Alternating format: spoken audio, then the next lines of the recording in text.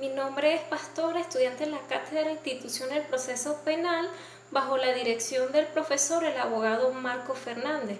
En este caso le vamos a hablar sobre el proceso penal, pero no sin antes mencionarle qué es el derecho penal.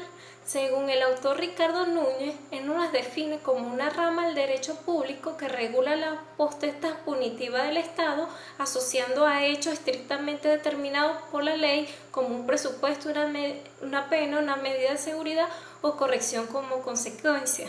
Esto quiere decir que el Estado busca la medida de la falta cometida o el delito, asignándole una sanción a una pena. Con respecto, también es importante mencionar qué es el derecho procesal penal. Según Victoria Herrera, ella la define como un conjunto de normas que regulan cualquier proceso de carácter penal desde su inicio hasta su fin.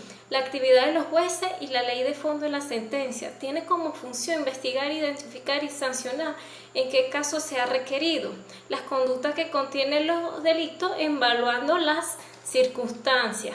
Esto quiere decir que después que se haya cometido el delito o la falta, el proceso penal evalúa desde que se introduce la causa, una demanda, una querella, hasta que se termine el proceso y sea resultado mediante una sentencia. Hoy le vamos a hablar sobre la querella. La querella la podemos definir como un acto en el que se pone en conocimiento la perpetración de hechos que se embisten con características de delito y que el querellante forma parte del proceso. ¿Qué órgano o ante qué órgano se formula la querella?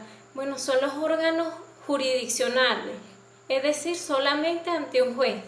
A diferencia de la demanda puede ser formulada ante el fiscal del Ministerio Público o los organismos policiales de investigaciones penales.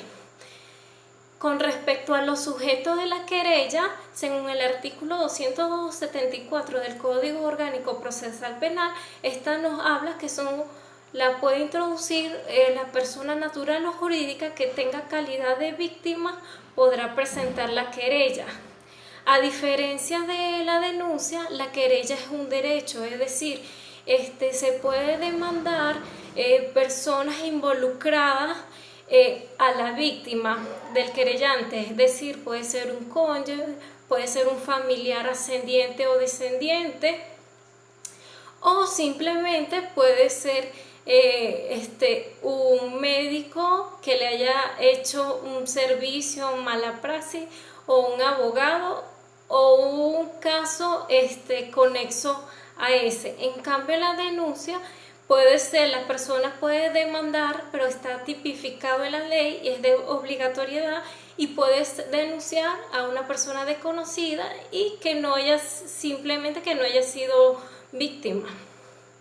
Ahora bien, ¿con qué finalidad el querellante introduce la querella?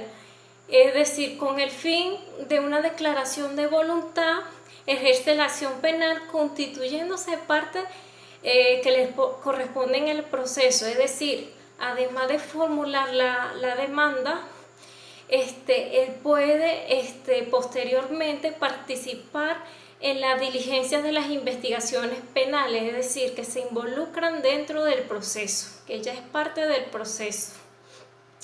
¿De qué forma se debe presentar la querella? Según el artículo 275 del Código Orgánico Procesal Penal, la querella se podrá siempre por escrito ante un juez de control. ¿Qué debe contener el escrito de la querella? Bueno, en el artículo 276, él expresa que entre ellos tendrá el nombre, apellido, edad, profesión, domicilio, residencia del querellante y su relación de parentesco con el querellado o querellada. Además, el nombre, apellido, edad, domicilio y residencia del querellado. Delito al que se le imputa, el lugar y la hora aproximada de perpetración y una relación específica de todas las circunstancias. Por otra parte, ¿cómo es el procedimiento una vez presentada la querella ante el juez? Bueno, el artículo 278 nos habla que el juez o jueza admitirá o rechazará la querella y notificará su decisión al Ministerio Público y al imputado.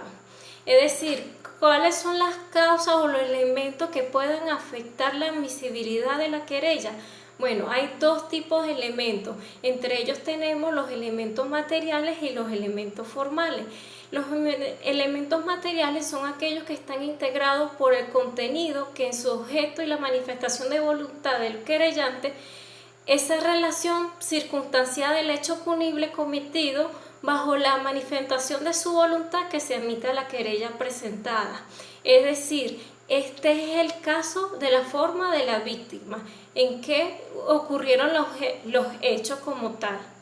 Ahora bien, los elementos formales es la forma, es la vestidura o ropaje con que el acto se presenta.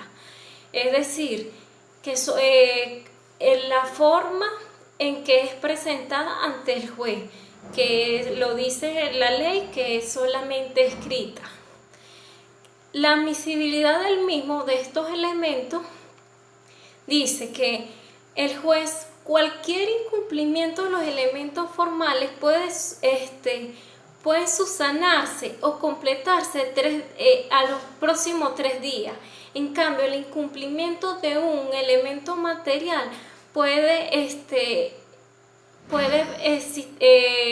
explicar la inexistencia de la querella, es decir, puede decidir la nulidad de la misma. Ahora, ¿qué sucede si la víctima decide no seguir con el proceso? Bueno, en el artículo 279 nos dice que el querellante podrá desistir de su querella en cualquier momento del proceso, pero pagará las costas que haya ocasionado. ¿Quién declara el desistimiento de la querella? El desistimiento será declarado de oficio o petición por cualquiera de las partes. La decisión será apelable sin que por ello se suspenda el proceso. Ahora bien, ¿cuándo se considera que el querellante ha desistido del proceso? Bueno, por una de estas 5 causas. Primero, si el citado presenta la declaración testimonial no concurra sin justa causa. En segundo lugar, que no formule acusación particular propia o no se hiera a el fiscal.